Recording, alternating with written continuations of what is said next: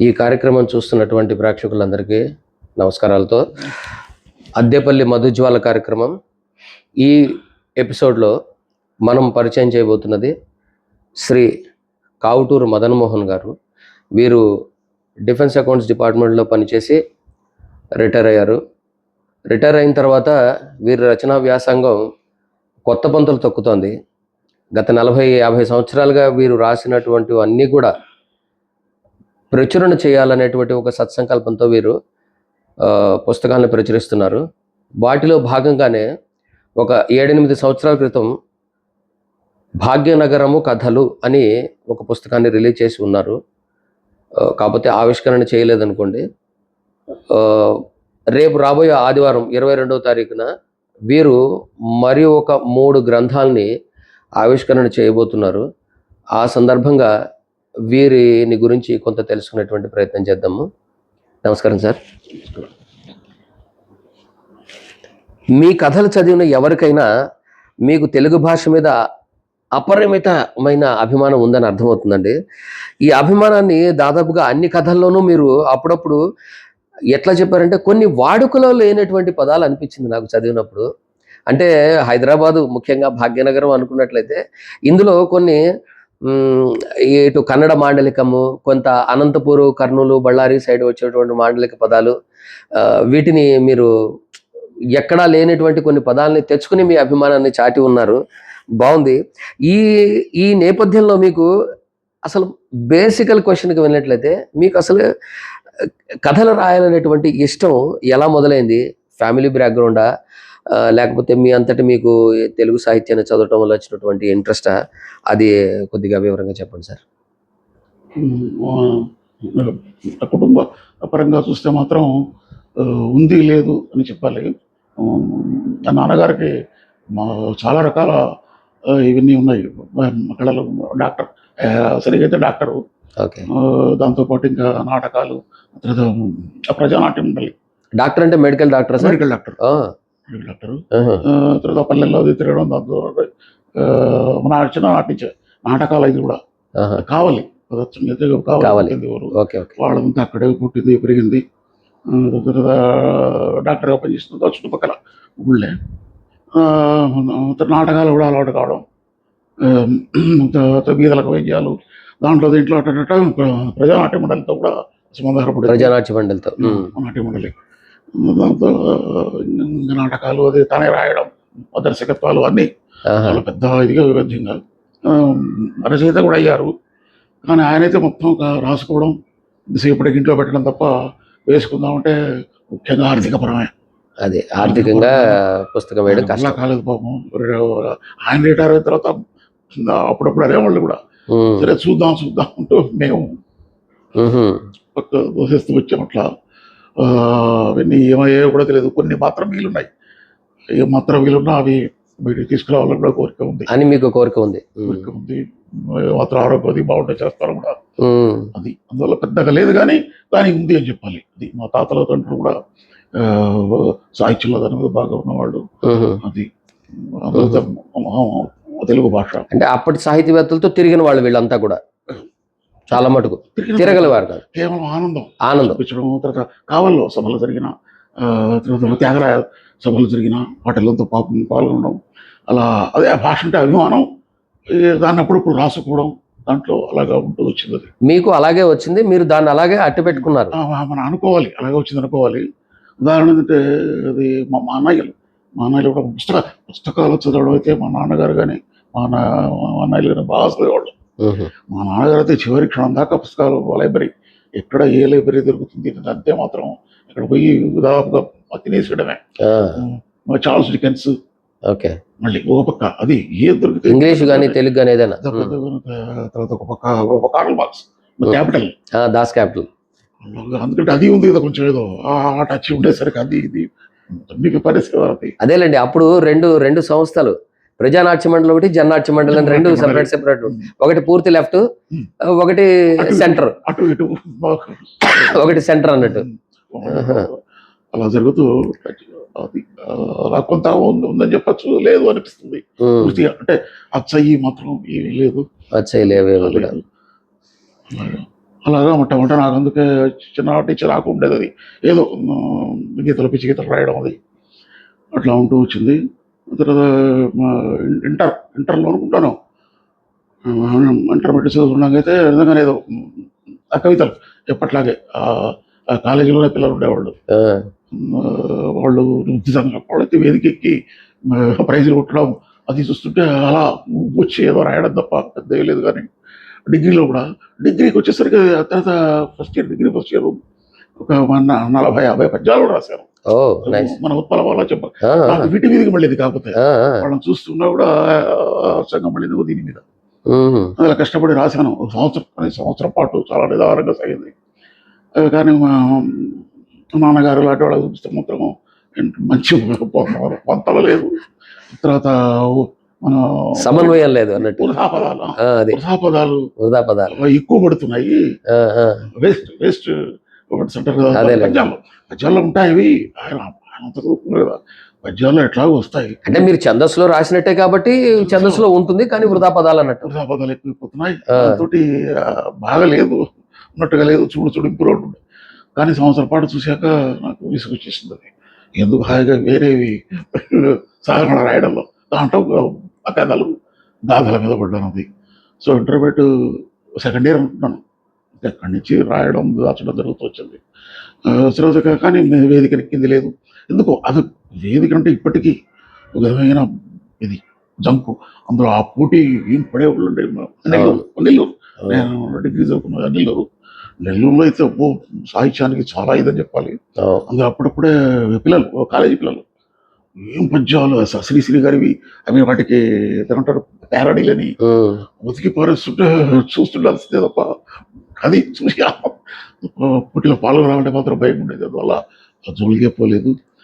కానీ రాసి మాత్రం పెట్టుకోవడం, తర్వాత వ్యాసాలు ఒక పక్క ఏమిటో మాత్రం చదవడం ఒకటి రాయడం జరుగుతూ వచ్చింది. అవన్నీ కట్టలు పెట్టాను. తర్వాత కానీ ఉద్యోగం వచ్చాక మాత్రం ఏటీటీలో వచ్చింది ఇక్కడికి ఉద్యోగం. ఇక్కడికి వచ్చిన తర్వాత ఇంకా అంటే ఆర్థికం అంతేలేండి. సుందరగా మా డబ్బులు వచ్చాయి కదా, ఇంకా వాటిని ఫేర్ కాపీ ఒక్కొక్కటి బాగున్నదిలే వేసుకుంటారు. ఫేర్ కాపీ చేయడం, మొదలు పెట్టడం, పంపించడం. ప్రతి పత్రికకు 3 సార్లు పంపించాను. అంటే 3 కథలు 3 తిరిగి వచ్చాయి. దాంతో మొత్తం ఇది వదిలేసాం. ఒక 10-15 పత్రికలు దాకా ఉన్నాయి. చాలా ప్రయత్నం చేశాను. 82 ఇంకా 83 కూడా కొంతకాలం అనుకుంటాను. ఉమ్, తర్వాత మళ్ళీ ఆపేసాను.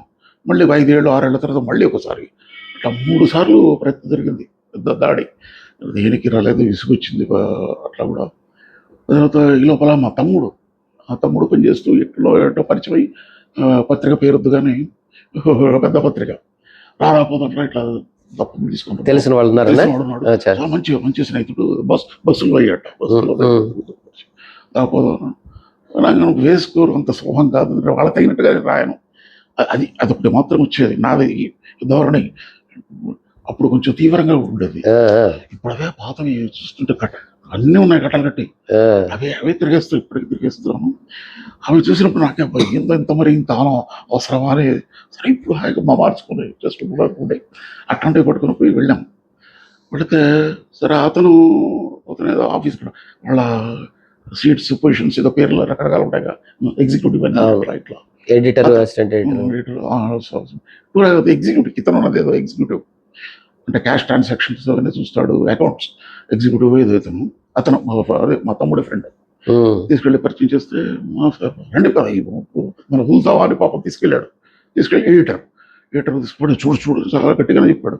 ఇతను కథలు ఉన్నాయి తెచ్చారు, చూడండి మీకు మనిషితో వేసుకోండి అన్నట్టుగా అంత గొప్ప చెప్తే అతను గంట సేపు కూర్చోబెట్టాడు.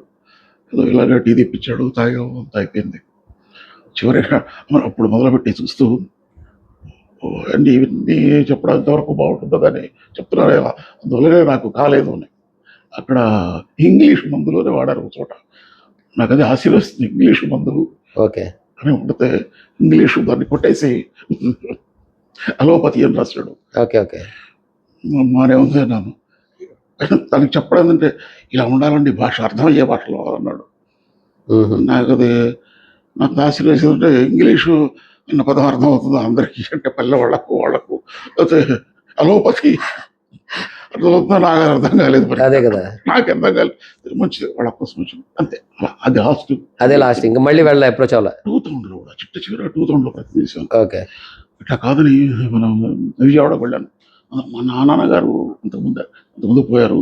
పోతూ కూడా అన్నారు ఇంకా వెంబడపడు పాపం ఆయన కూడా ఇప్పుడు ఎన్ని రోజులు కాలం రాసి పెట్టా కానీ కొంచెం బయట తెచ్చుకొని ప్రయత్నం అది చేస్తూ వచ్చారు, చెప్తూ వచ్చారు. దాంట్లో ఆయన పోయాక ఇంకా ఏమైనా సరే అని చెప్పేసి ఒకసారి విజయవాడ వెళ్ళాను. మరి విజయవాడ వెళ్ళి పత్రికలు, పెద్ద పత్రికలు, ప్రింటర్స్ అందరూ చుట్టూ తిరిగారు. అక్కడ అదే చివరికి వాళ్ళు చెప్పింది ఏంటంటే మీకు కావాల్సినట్టే కావాలి, ఎక్కువ భాగం చెప్పాను. కొన్ని మార్పులు చేస్తాను మీకోసం. నేను రాసిన ధ్యేయం మార్చమని, కొన్ని పదాలు నాకు ఇష్టమైన పదాలు కొన్ని, ఎందుకంటే రావాలి అని. అందులో నాకు తెలుగు భాష మొట్టమొదటి నా ఉద్దేశం నా భావాలు తెలుగులో చెప్పుకోవాలి అది కాబట్టి దాన్నే మార్చమంటే మీరు కాదు. తర్వాత నేను తీసుకున్న కథలు అట్లా ఆడే ఉంటాయి, ఒక రకంగా ఉంటాయి. తప్ప ఎవరిని ప్రేక్ష చేయడం కానీ. తర్వాత చరిత్ర నాకు మొట్టమొదటి కూడా ఒక చరిత్ర అంటే చాలా ఇష్టం. సరే మీరు ఎంఏ చేసినట్టున్నారు కదా, మీ క్వాలిఫికేషన్ ఎంఏ చరిత్ర, అలాగే సోషియాలజీ కాబట్టి ఆ రెంటిని బ్యాలెన్స్ చేస్తూ రావాలన్నది అది చాలా ఇష్టం. దీనికి కూడా ఏంటంటే ఇంత తెలుగు ఏర్పడడానికి సరే మన దేశం, మన గడ్డ అది ఉంది, ఇక్కడ బాగా ఉంది. సో ఇవన్నీ కలుపుకొని చేసుకున్నది ఎక్కువైతే చేయలేను అన్నా. చాలా కష్టం రండి అన్నారు, చెప్పేసారు. చివరికి వాళ్ళు చెప్పింది సలహా, మీది సొంతంగా డబ్బులు పెట్టుకో, ప్రింట్ చేసుకోండి. అది ఎవరు చెప్పాల్సిన అవసరం కూడా లేదు మనకి. వాళ్ళు ఇచ్చిన సలహానే పాపం. చివరికి అప్పుడు అనుకున్నాను కేవలం రిటైర్మెంట్, ఉద్యోగ విరమణ తర్వాత డబ్బులు కొంచెం పక్కన పెట్టుకొని చేసుకోవడం తప్ప ప్రయత్నం కాదు. ఈ లోపల మనకు కావాల్సిన పద్ధతిలో రాసుకుంటూ పోవడం అనుకున్నాను. ఆ 2000 నుంచి 2018 దాకా తీసుకుంటూ వచ్చేసి అల్టిమేట్గా 17లోనో 18లోనో నిర్ణయం. ఇక్కడ ఉంటున్నాం భాగ్యనగరం, దుప్పు పులుసు తిన్నాం అన్నట్టుగా తెలుగు గడ్డే, అలాగే దీని మీదనే ఎందుకు రాయకూడదు అన్నది గట్టిగా. అంతకుముందు వేరే ఉండేవి దానికి, అంటే మా ఊరని సింహపురి అది ముందుకు తెద్దాం అంటే కొంచెం దాన్ని ఇది చేద్దాం, నిలువరిద్దాం. ఇక్కడ 40 ఏళ్ళు ఉండి ఇక్కడ తిరిగే ఊరు, దీని మీదనే ఎందుకు రాయడు, ఇక్కడే ఉన్నాయి కొంత చూపించాల్సిందే అట్లా తీర్చి గట్టిగా వచ్చి చుట్టూ మొత్తం ఇది ముందుకు వచ్చింది. ఇది అట్లా భాగ్యనగర్ కదా చాలా బాగుంది. అంటే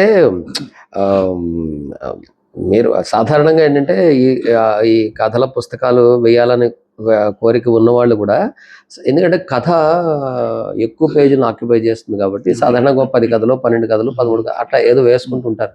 అంటే ఒక 25-30 కథలు ఉంటే కనుక ఓ 2 పుస్తకాలుగా రిలీజ్ చేద్దాంలే అనుకుంటుంటారు. కానీ మీరు ఒకసారి ఫస్ట్ టైమే మీరు భారీ ఎత్తున 27 కథలతో భాగ్యనగర్ కథలని ప్రచురించడం, నాకు ఆ పుస్తకం ఫస్ట్ చేతిలో తీసుకున్నప్పుడు అదే అనిపించింది. ఎక్కడ ప్రచురించినట్టుగా కనిపించట్లేదే, ఈయన సొంతంగా ఆయన రాసి ఇంట్లో పెట్టుకున్నవే మళ్ళీ ఈయన రాసినట్టు అన్నారని అనిపించింది. కథలు ఇదివరకు కూడా నేను చదివాను వాటిని, మీరు ఫస్ట్ ఇనిషియల్ డేస్లో నా చేతికి వచ్చినప్పుడు కూడా. మీకు దీనికి సంబంధించి ఒక చిన్న, అంటే ఈ కథల మీద ఒక్క మాటని ముందు మాటలాగానే ఒక్క మాటని ఒకళ్ళు రాసి ఉన్నారు. మీరు ఎవరి ప్రముఖుల చేత ముందు మాట రాయించలా? మీరు ఒక అరుణ భాస్కర్ గారని వారి చేత రాయించారు. అంటే వీరు కర్ణాటకలో వర్క్ చేస్తారు, బెంగళూరులో లాస్ట్ అంటారు. ఈయన కూడా అక్కడ రచయిత, తెలుగు రచయిత. సరేనా, తెలుగు రచయితనే కాదు, ఆయన పాపం ఏదో కోరిక ఉండొచ్చు, ఆయన వేరే ఇదే సందేహం. అంటే తెలుగు సాహిత్యం మీద ఇంట్రెస్ట్ ఉన్నవాళ్ళు. నేను అనుకుంటూ వచ్చాను అతను మంచి రచయిత అవుతాడు, అతని సహాయంతో మనం చూపుదాం అనుకుంటూ వచ్చింది. కానీ రివర్స్ అయిపోయింది. పోను అతనికి తీసుకొచ్చేసింది. ఆయన దాన్ని డీటెయిల్ చెప్పిన చేయలేక రిటైర్మెంట్ తర్వాత మన ఉపనిషత్తులు చివరికి అట్లా కూడా మారిపోయింది. అయింది విసుగొచ్చి ఆధ్యాత్మిక ఉందాం. బహుశా అందుకేనేమో 27 కథలు 27 నక్షత్రాలు అనే ఒక మాటను వాడారు. అదే ఆయన వ్రాశారు. ఎందుకునో యాక్చువల్గా దానికి కథలకి పెద్దగా సంబంధం ఉండుండకపోవచ్చు, కానీ బట్ 27 నక్షత్రాల్లాగా 27 కథలు అని, అంటే మిణుకు అంటున్నట్టే అనుకోండి. అంటే కథలు బాగున్నాయని చెప్పే ఉద్దేశంలో ఆయన చిన్న ఒక పోలిక వాడి ఉంటారు బహుశా. మొట్టమొదటి 30 పైన వచ్చాయి 27 కథలు. అవి 27 కథలు డిఫరెంట్ సబ్జెక్ట్స్. Different subjects. శైలి మాత్రం ఒక్కొక్కసారి శైలి మనం పెద్దవాళ్ళతో మనం జనరల్గా పోల్చుకుంటాం కాబట్టి, కానీ అందుకని శ్రీపాద వారి స్టైల్ ఇలాగా ఉంటుంది. శ్రీపాద వారి కథలు కానీ, శ్రీరమణ గారు కానీ తర్వాత రాసేవాళ్ళ కథలు అంటే సంభాషణల ద్వారా కథను చెప్పే ప్రయత్నం చేస్తారు. చాలా కథల్లో నాకు అది ఇష్టం. సంభాషణల ద్వారా కథ రావడం, ప్రత్యేకించి ఒక కథని పారాగ్రాఫ్లో చెప్పడం కాకుండా అది ఆ స్టైల్. ఇందులో అన్ని కథల్లో దాదాపు అదే స్టైల్ ఫాలో అయ్యారు మీరు. అందుకనే అంకితం కూడా ఆయనకి ఇవ్వడం జరిగింది.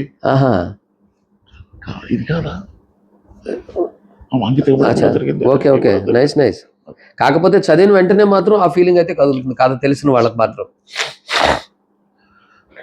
మీరు ఇందాకే చెప్పేశారు అంటే పత్రికలకి ప్రచురణకి ప్రయత్నం చేశారు, కానీ బాగానే చేశాను, ప్రయత్నం అయితే చేశారు.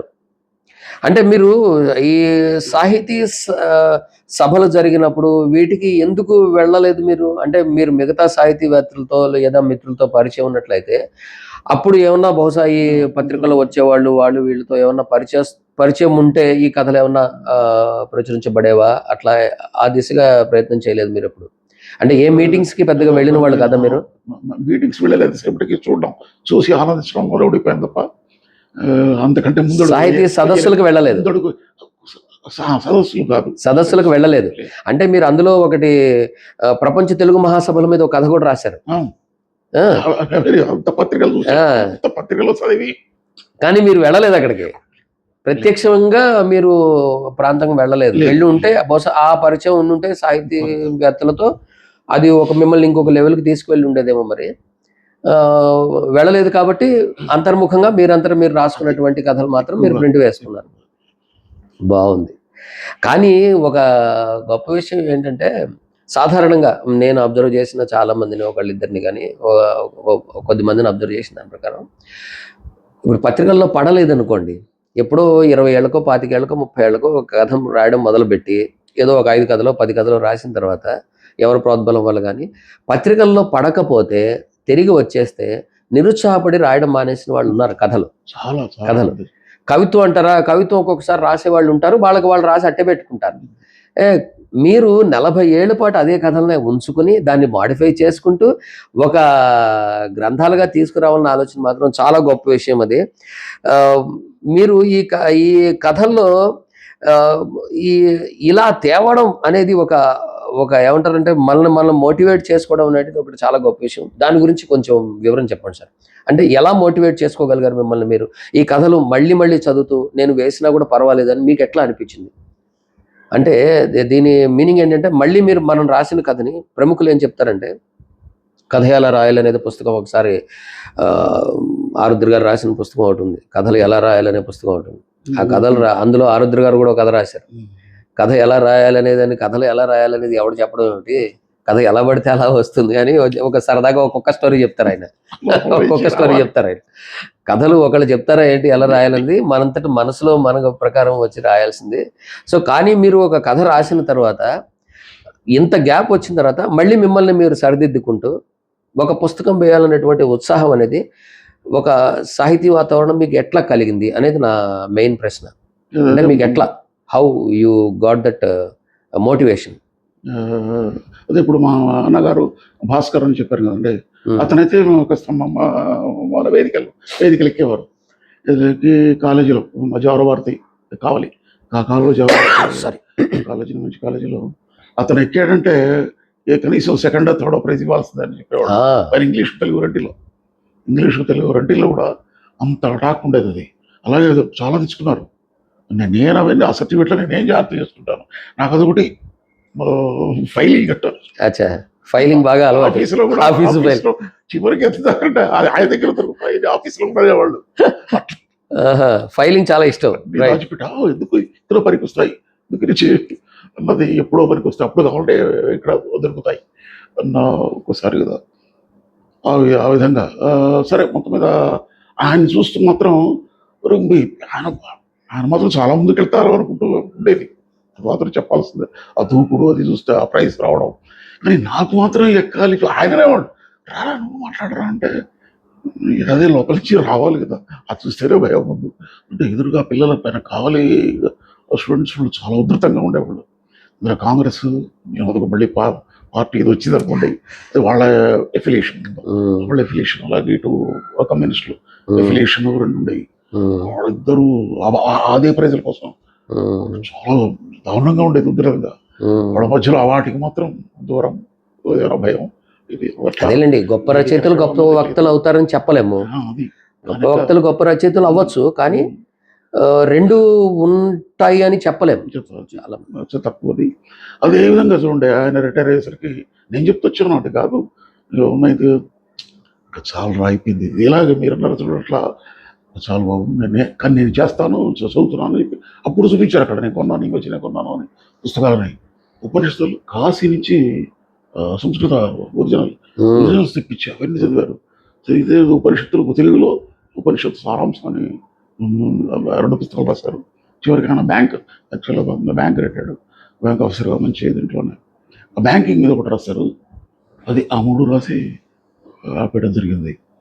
ఇవన్నీ చూస్తుంటే మాత్రం నాలో కాదు ఏమైనా సరే అందులో మా నాన్నగారికి కూడా ఉండే రాశారు, కానీ అవి కూడా బయట ఏదో రకరకాల ఉన్నట్ల. అందువల్ల పద్యాలే చెప్పాను కదా ముందు, ఆ పద్యాల నుంచి మళ్ళీ దీనికి రావడం, ఈ సులువుగా చెప్పుకోవచ్చు అన్నది అక్కడిక్కడ వినడం, మన భావాలు చెప్పుకోవడానికి బాగా ఉంది. దాంట్లో ఇంకా కథల మీద పడ్డాను, గాథలు. ఈ లోపల సరిగా వీళ్ళ మీద సరిగా రాయలేదు, మంచి గ్రంథాలు రాలేదు అన్నది ప్రకాశం పంతులు, అల్లూరి సీతారామరాజు. నాకు వాళ్ళిద్దరూ మన దేశం నాయకుల్లోనే చాలా ఇష్టమైన వాళ్ళు. బహుశా మా నాన్నగారికి కూడా ఆయనకు వాళ్ళిద్దరు ఇష్టం. ఆయనకి ఇంకా కొందరు ఉన్నారు అనుకోండి, వామపక్ష వాళ్ళు కూడా ఆయనకు ఇష్టం ఉంది. నాకు వీళ్ళిద్దరిది మాత్రం ఒక విధమైన ఎక్కడో ఇష్టం అది. అంత వాళ్ళ మీద దాని మీద వీళ్ళ మీద పడ్డాను. అట్లా అక్కడ సేకరిస్తూ ఇట్లా సేకరి దానివల్ల సరే ఇప్పుడైతే వీళ్ళు వెయ్యలేదు. నేను పోయి అడిగితే ఇప్పుడైతే వెయ్యలేదు. వాళ్ళు వచ్చి ఆ మాటలు చెప్పాడు. నేను అడిగేవాడిని, సింపుల్గా అడిగేవాడిని, బాబు ఏంటి మీకు ఈ ప్రాబ్లం ఏంటంటే ఈనాటికి తగినట్టుగా లేదు అనేవాళ్ళు. అదొకటి. ఇంకోటి భాష బాగాలేదని, తర్వాత ఇంతసేపటికి పోయినా కొంచెము కొంచెం లవ్ అఫేర్ లాంటివి తేవాలని, హీరో ఉండాలని, తర్వాత ఆరంభం ఒకటి ముగింపు ఉండాలని, ఇలా ఏదేదో కొంచెం రకరకాలు చెప్తుండేవాళ్ళు. అవన్నీ ఉండాలా అన్నది ఒకటి. ఈ లోపలనే కథలు అవి ఇంకా వేరే చదువుతున్నాగా నాకు ఏర్పడింది, అనవసరం కథ అంటే కేవలం ఒక సంఘటన. నాకు ఏర్పడడం బాగుంది. కథ అంటే కేవలం సంఘటన, చిన్నగా రాసుకుంటూ పోవడమే. వాళ్ళు చేసుకుంటారు, ఎవరో చదువుతారు అంటే కాదు, అది కానే కాదు. కాబట్టి మనకు తృప్తిగా కావాలి అంటే ఇలా రాస్తే చాలు. మరి గాథ అంటే ఇలాంటి కొన్ని సంఘటన, ఒక 4-5 సంఘటనలు చేస్తే గాథ కావాలి తప్ప దానికి ఒక నాయకుడు, దానికి ఒక ఆరంభం, ముగింపు అన్ని ఉండాల్సిన అవసరం లేదు. ఇక్కడ పెద్ద పెద్ద వాళ్ళంతా రాస్తుంది కొత్త పొంత తొక్కాలి, తొక్కిన వాళ్ళు చాలా మంది ఉన్నారు. పెద్ద పెద్ద వాళ్ళంతా అది తొక్కారు. అవును, దాంట్లో ఆయన ఒకరండి, శ్రీపాద. అవును, శ్రీపాద కదా, శ్రీపాద సుబ్రహ్మణ్య శాస్త్రి గారు. అలాంటి వాళ్ళది అది నచ్చింది. సో ఆ విధంగా కూడా పడించి. తర్వాత ఇంప్రూవ్మెంట్స్ అంటే ఒక 10 ఏళ్ల తర్వాత చూస్తే ఇప్పుడే చెప్పానండి, కొన్ని చాలా ఉధృతంగా అనిపిస్తాయి. పాతవి తీసులు కొడుతున్నప్పుడు అవి ఇంత ఉధృతంగా అవ్వలేదు. ఒకటి. తర్వాత బాగా క్లారిటీ లేదు, ఇంకా కాస్త వివరంగా చెప్పచ్చు. ఇప్పటికి తగ్గినట్టుగా కొన్ని కొత్త విషయాలు ఉంటున్నామో చూస్తున్నాము పత్రికలు, అవి కూడా చొప్పించి దానివల్ల కూడా మార్చడం ఒకటి. ఉధృతం తగ్గించాలి. అదే సమయంగా మరి ఏమీ లేకుండా అనవసరం అని చెప్పడం, ఒక రకంగా చేసుకుంటూ రావడంలో ఈ మార్పులు జరుగుతూ వచ్చాయి. మీరు ఈ కథల మధ్యలో, నేను చదివిన భాగ్యనగర్ కథల్లో చాలా కథల్లో మధ్యలో కొన్ని చోట్ల కవిత్వం కూడా, కొన్ని వచన కవిత్వం కూడా తీసుకొచ్చి పెట్టుకున్నారు. మీరు పద్య కవితలు రాశానని చెప్పారు, వచన కవిత్వం మీద కూడా ఏమైనా రాసి ఏదైనా పుస్తకం ఎప్పుడన్నా వేశారా, లేకపోతే పద్య కవిత రాబోతుంది? కవిత్వం మీద కూడా ఒక పుస్తకం రాబోతుంది. ఎప్పటికప్పుడు వెరీ గుడ్. ఇప్పుడు అవే వెరీ గుడ్. కానీ అందుకే కొన్ని అయితే చిచ్చి పరిశ్రమ ఓకే, మధ్యలో 6 నెలల కింద మొదలు పెట్టాలి కూడా, ఇది కూడా తీసుకురావాల్సిందేనని. సో ఈ గాథలు, సింహపురి గాథ, సతుకు తర్వాత ఒక కవితల పుస్తకం కూడా వస్తుంది మీద నుంచి. Very nice. అదే, ఎందుకంటే ఇప్పుడు అడవి బాపురాజు గారి స్టైల్ ఇది, పాతకాలంలో అడవి బాపురాజు గారి స్టైల్. వీళ్ళు ఏంటంటే వీళ్ళు కథనంతో పాటుగా మధ్యలో కవిత్వం 4 పంక్తులు పెడుతుంటారు అక్కడక్కడ. ఆయన బాగా. అట్లాగే నోరి నరసింహ శాస్త్రి గారు, వాళ్ళ వేరే చదివిందంతా ఎక్కడో పడుతుంది. అది ఇష్టం. అదే అంటే సాధారణంగా కథల్లో మధ్యలో అంత తొందరగా పద్యాల్ని రాయరు ఎవరు. కవితను రాసేది తక్కువ. కొద్దిమంది ఒకళ్ళు సీరియస్ రైటర్స్ రాస్తారు. అద్దెపల్లి ప్రభు రాసిన దాంట్లో కూడా 1-2 సార్లు చోట రాసి ఉన్నారు. అట్లా మీరు ఒక కథలో అందులో ఉన్న కథలోనే భాగ్యనగర్ కథలోనే సామాన్యుని కష్ట సుఖాలే కదా దేశ చరిత్ర అయ్యేది అంటారు. యాక్చువల్గా ఆ పదం శ్రీశ్రీది. మామూలుగా అయితే సామాన్యుని కథలు చరిత్ర అవడం అనేది తక్కువ కదా. శ్రీశ్రీ వచ్చిన తర్వాతే సామాన్యుడికి పట్టం కట్టడం జరిగింది. సో మీరు శ్రీశ్రీని అమితంగా అభిమానిస్తారని మాత్రం అర్థమవుతుంది శైలిని బట్టి. అంటే ఒకరిని కాదు, వీళ్ళంతా ఉన్నారు. ఇప్పుడు మొట్టమొదటి అంకితం ఇవ్వడమే ఈయనకు శ్రీపాద వారికి ఇచ్చాను. శ్రీపాద వారికి అదే నాకు ఇష్టమైన వాళ్ళు మీకు ఇష్టమైన రచయితలు శ్రీపాద్ వారు. అట్లా శ్రీపాద వారు వచ్చేస్తుంది ఆ పేర్లు. అందుకే అలాగే మా కృష్ణశాస్త్రి గారు, ఆయన అబ్బో ఆయన పాటలు కొన్ని అట్లా ఆ పాయింట్ని బట్టి అందువల్ల గొప్ప వాళ్ళు ఇష్టమే. భాగ్యనగరం కథలు విడుదల చేస్తూ మీరు దాంట్లో ఒక మాట అన్నారు, మీరు రాబోయే రచనలు సింహపురి కథలు, సిరికొండ గాథ, సతుకు గాథ అనేవి రిలీజ్ చేస్తాం త్వరలో అని చెప్పారు. అంటే మీరు ఇది రాసే టైంకే మీకు అంత కాన్ఫిడెన్స్ ఉంది, త్వరలో 3 పుస్తకాలను నేను రిలీజ్ చేయగలను అని. మీ దగ్గర కొంత సరుకు అప్పటికే ఉంది మీ దగ్గర. దానిని కొంత మాడిఫై చేసి ఈ పుస్తకాలు 3 తేగలను అనుకున్నారు. రేపు మీరు చెప్పినట్టుగానే రేపు ఆదివారం, కమింగ్ ఆదివారం 22వ తారీఖు రవీంద్ర భారతిలో ఎంవిఆర్ ఫౌండేషన్ ఆధ్వర్యంలో ప్రముఖ సాహితీవేత్తలైనటువంటి విహారీ సుధామ్ గారి చేతుల మీదుగా జరగబోతోంది. సో ఈ గ్రంథాల గురించి 3 గ్రంథాలు ఒకేసారి ఆవిష్కరణ అవుతున్నాయా, లేకపోతే సతుకు ఒకటేనా? వాటి గురించి కొద్దిగా ఒక్కొక్క దాని మీద కొద్దిగా చెప్పండి సార్. 3 ఉండేవి. అదే నాకు పూర్తిగా దీని గురించి తెలియదు కదా. ఆయనతో మాట్లాడినప్పుడే, విహారీ గారితో మాట్లాడినప్పుడు ఏం ఇబ్బంది లేదు, 3 చేద్దాం అన్నారు. 3 చేద్దాం అన్నారు. పైన వేరేగా ఉన్నాయి కదా అన్నారు. అంటే వేటి మీద రాశారు అని అడిగారు. నేను ఫోన్లో చెప్పాను. కొంత విహారీ గారు అయితే కలిశారు కదా, కలిశారు. అక్కడ కాసేపు చర్చించుకున్నాం. అయితే 3 పెట్టండి, వేరే సబ్జెక్ట్స్ 3. అంటే సింహపురి కథలు ఉంటే కథలు ఇలాగే. అది కూడా 27 కథలు, 27 లక్కీ నెంబర్ మీది. గుడ్. దీని మీద బాలయ్య గారు అన్న తర్వాత సరే దీనికి కూడా అదే తీసుకురావడం జరిగింది. 27 కథలు. సింహపురి, మా ఊరు, పుట్టింది తిరిగింది ఆ ప్రాంతం, దాని మీద అప్పుడు ముందు భాగ్యనగరం మీద అంటే 40 ఏళ్ళు ఇక్కడ ఉన్నందుకు, అక్కడ 22 ఉన్నందుకు అక్కడ దాని మీద అని చెప్పి 2వ పుస్తకం తీసుకొచ్చుకున్నాను. తీసుకొచ్చుకుని మా తల్లిదండ్రులకు ఇది ఇచ్చింది. ఇది అంకితం వాళ్ళకి. అవును. 2వది శ్రీపాద వారికి ఇచ్చారు. కథలే కాబట్టి కథలే ఇవ్వాలని, అది సింహపురి కథలు శ్రీపాద వారికి ఇచ్చారు. అది ఇంకా 3వది వచ్చేసరికి ఇంకా కథలైనా అనిపించింది. కానీ చాలా ఉన్నాయి. అది నిజం ఎంత సరఫు ఉంటే ఒక్క మాటలు అయితే చాలా ఉన్నాయి. 50 ఏళ్ల నుంచి సేకరణ చూస్తే కనీసం 40-50 పుస్తకాలు వేసేసి మీరు వాళ్ళంటే ఒకప్పుడు 100 దాటిపోతాయి అనుకున్నారు. ఇది ఏంటి చివరికి వచ్చి రిటైర్మెంట్ వచ్చేసరికల్లా ఒక 10 వేసుకోగలిగితే చాలు లేదు తృప్తి. అక్కడికి వచ్చింది చివరికి. అది అటువంటిది ఇప్పుడు 5వ సతుకు అనేది గాథ సార్. సతుకు తర్వాత 3వ పుస్తకం వచ్చేసరికి దానికి ఎలా జరిగిందంటే, గాథలు కొంచెం మారుద్దాం, ఇంకో రకం తీసుకుందాం గాథలుగా, కథలే కాకుండా అన్న భావన ఉన్నది. ఇలా శ్రీశైలం వెళ్ళామండి. వెళ్ళి ఎక్కడ చూసింది పరిసరాలు. సరే మా అమ్మాయి, వాళ్ళ పిల్లవాడు, అల్లుడు గారు, మా అబ్బాయి అంతా ఆ తిరగడంలో అయినా సరే ఎక్కడ ఎందుకు ఈసారి గాథ ఇదే శ్రీశైలం మీద. కానీ వెంటనే ఏంటంటే ఇంకా అక్కడి నుంచి ఒక వారం పాటు వచ్చేసాం. అక్కడ ఉన్నది 2 దినాలే, ఒక రాత్రి 2 పగళ్ళు వచ్చే ముందు దాని మీద ఎలా రాస్తాం, ఏంటిది లేదు, ఎక్కడో ముగింపు. కానీ అది ఉంది కదా నాకు ఎట్లాగో. గాథ కానీ ఎంత పెద్దదన్నా కానీ దానికి ఒక ఆరంభము అంత అవసరం లేదంతే. అలాంటప్పుడు మనకు నచ్చిందంటే రాసుకుంటూ పోవడమే. నచ్చడం మాత్రం అది ఎక్కువ ఉండేది. అందుకేదో ఎవరు అడిగినవి రాయలేకపోయాను. అవి కొన్ని పత్రికల్లో ఆఫర్ ఇచ్చారు, పార్ట్ టైం అదనంలో ఫ్రీ స్టైల్గా రాయండి మాకు అన్నారు. రాస్తాను అంటూ మళ్ళీ నావే తీస్తుంటే వాళ్ళు కాదు మేము అడిగిన సబ్జెక్ట్ అట్లా నా వల్ల కాదండి, రాదే.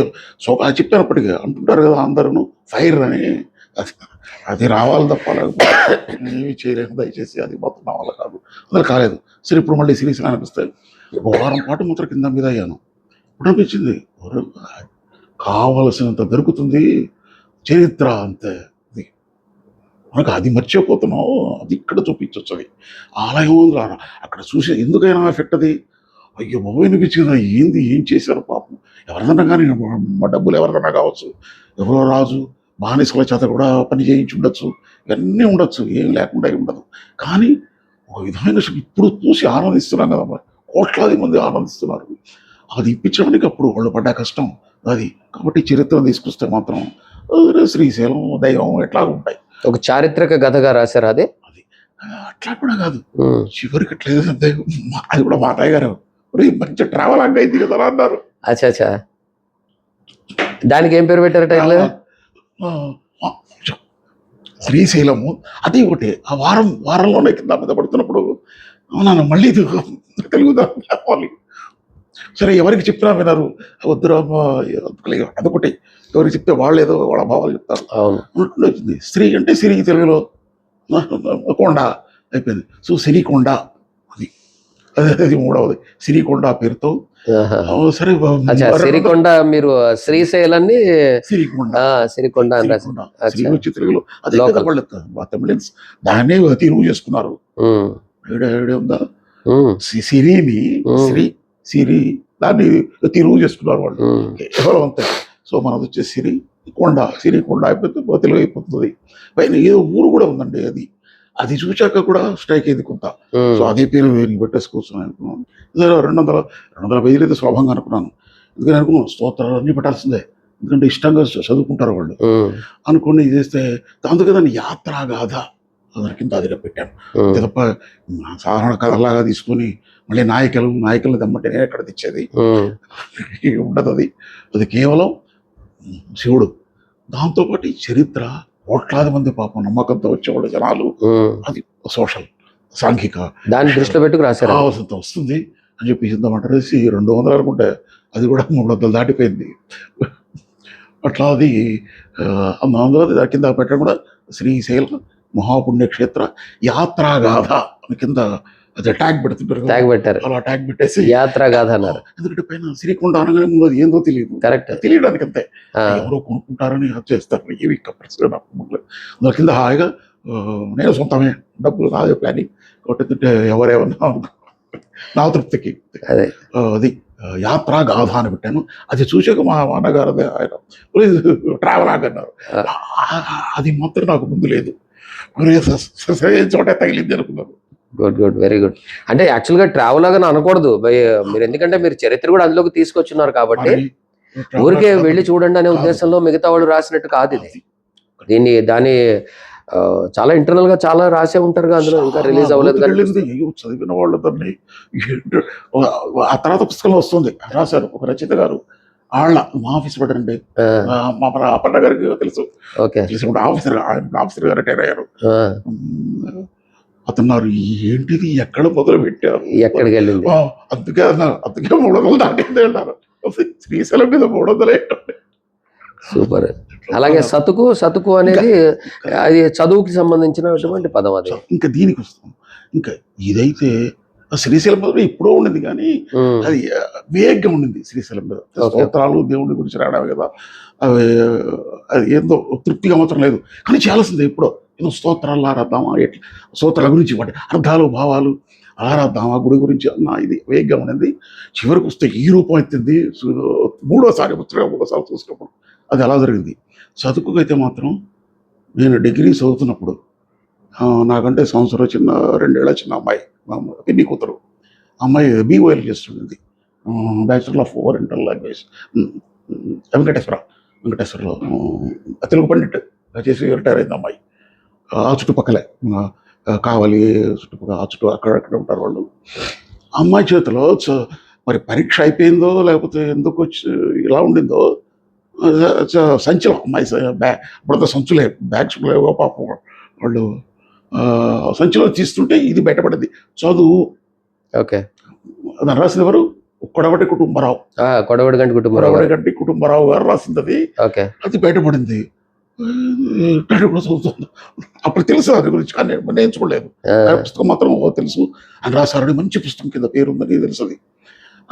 బయటపడేసరికి ఇదేంటిది అన్న. మాకుంటుంది మా నా డీటెయిల్ ఉంది అన్నది. నా డీటెయిల్ ఉంది కాలేజీలో ఉంది అది. కాలేజీలో ఉంది. ఆ, సరే అన్న, అంత అయిపోయింది. ఏమన్నా వెళ్ళిపోతూ మన పరీక్ష అయిపోయింది, నీకు కావాలా అన్నది పైన. ఆ, నువ్వు చదువుతుంటావు, బాగా చదువుతుంటావు కదా, కావాలా అంటూ ఇచ్చింది.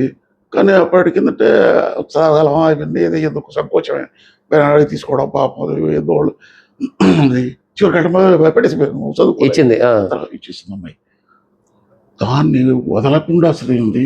అంటే నావల్ లాంటిది, అదే గాథ, ఉమ్, ఉమ్, గాథ లాంటిది. ఉమ్, వదలకుండా చదివిన వాటిలో అది ఒకటి. ఉమ్, అంతటిలో అంటే అంతసేపు నాకు ఓపికలు ఉండవు, కానీ ఏదో పడింది అది.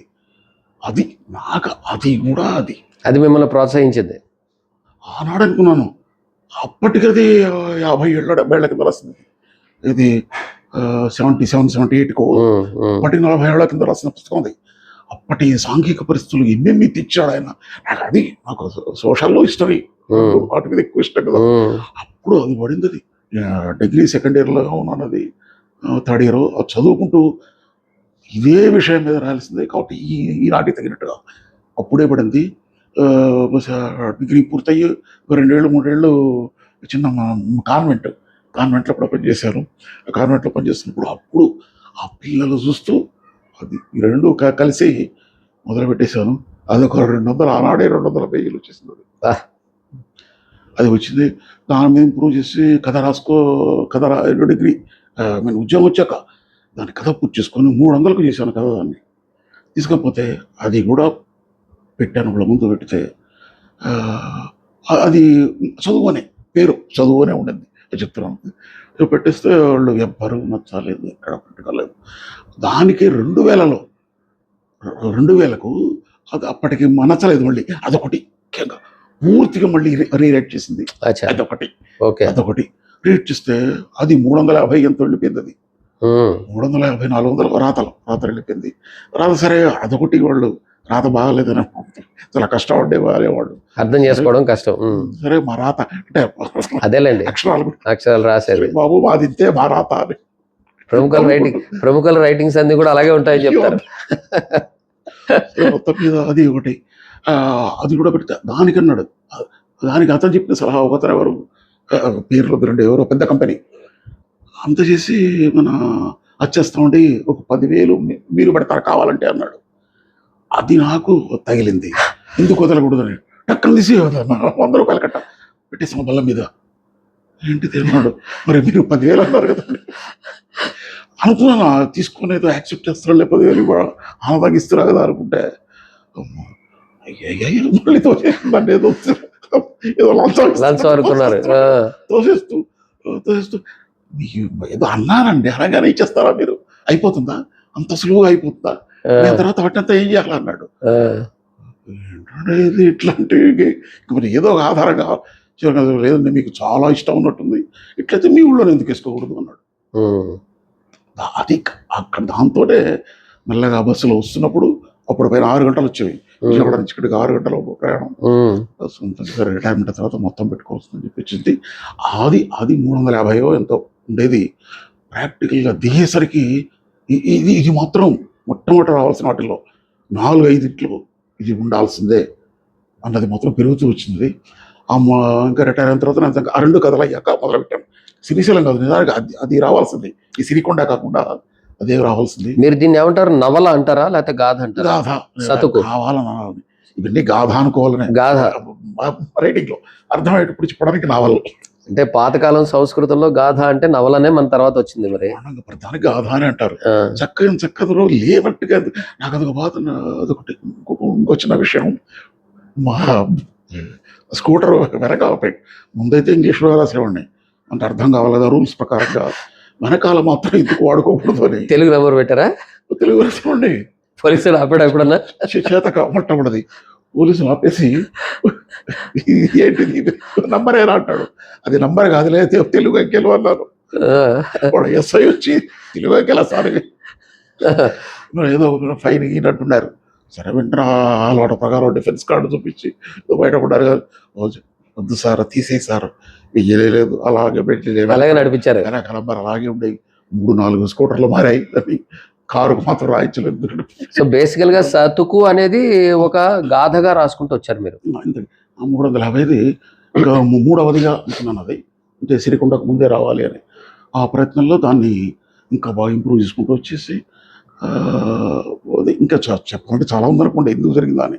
కింద మీద పడుతూ దాన్ని పెంచుకుంటూ రావడంలో అది 650 చెప్పండి, పర్వాలేదు. అంటే కథ కథ వేదన, గాథ వేదన చాలా గొప్పది ఉంటుంది సార్. చెప్పండి, ఏం పర్వాలేదు. అది 650 దాకా వెళ్ళింది. 35 సో ప్రేరణ మాత్రం కొడవటి కుటుంబరావు గారి చదువు. చదవంగానే మాత్రం పడిపోయింది ముద్ర. ఆనాడే ఈ జీవితంలో ఎప్పుడైనా సరే అనుకున్నది. 3వసారికి అనమాట చివరికి అల్టిమేట్గా 3వసారికి సొంత డబ్బులు ఇంకే తిరగడం. టైపిస్టులు కూడా ఇది సరే 2 భాగాలు ఇది 2 భాగాలు చేయండి సార్ బాగుంటుందట. ఈ బాబు నేను పంచుకోలేదు. ఓన్లండి అంటే భాగాలుగా పంచితే సాహిత్య అకాడమీ కూడా పంపించండి సార్, వస్తుందేమో. పంపించండి. ఫస్ట్ అది పంపించాను అంటే వాళ్ళు ఇయర్ వైజ్ అడుగుతున్నారుగా. ఫస్ట్ ఇయర్ అది పంపించాను. అట్లా ఇయర్లీ పంపించండి. ఎందుకంటే ఇది ఒక పర్టికులర్ సబ్జెక్ట్ మీద ఒక గ్రంథం లాగా రాస్తున్నటువంటిది. మన ఆంధ్రప్రదేశ్ ప్రభుత్వం తరఫున జరిపినటువంటివి కానీ, లేకపోతే తెలంగాణ ప్రభుత్వం కానీ, లేకపోతే సాహిత్య అకాడమీకి కానీ పంపించండి, తప్పకుండా వస్తాయి ఇలాంటివి. ఎందుకంటే ఒకటే పర్టికులర్ సబ్జెక్ట్ మీద మనం కొంత అనాలిసిస్ చేస్తూ రాసినటువంటివి లైబ్రరీస్కి బాగా నచ్చుతాయి సార్.